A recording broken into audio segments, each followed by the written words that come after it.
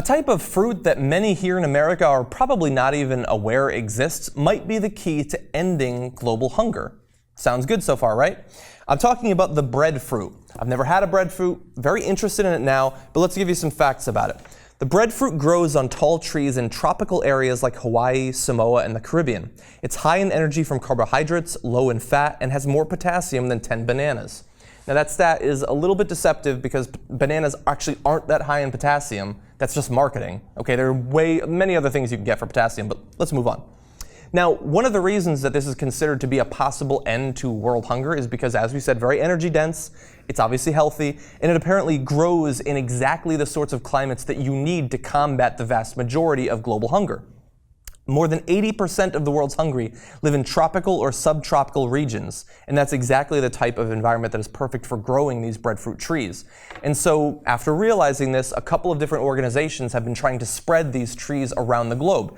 They've developed very hardy varieties of it, and they've been shipping them all over the place after developing these very advanced models and maps of where they can grow best, how they can distribute them, and those sorts of things. We've got the Global Breadfruit Institute and also the Breadfruit Institute. Now, I know it sounds a little bit funny that there are a couple of institutes that are specifically designed to spread this type of fruit, but I think that this is absolutely awesome. Some of these were recently sent to Haiti, which has had some troubles of late. It's a group called Trees That Feed Foundation, and the newly planted breadfruit trees are feeding at least 1,000 orphans per day. Now, look, you're not going to have great cuisine just eating breadfruit, which people say when prepared tastes something like bread or possibly potatoes. But if it'll keep you alive, then this is awesome. And it seems like the exact sort of thing that America should get behind, helping to spread these.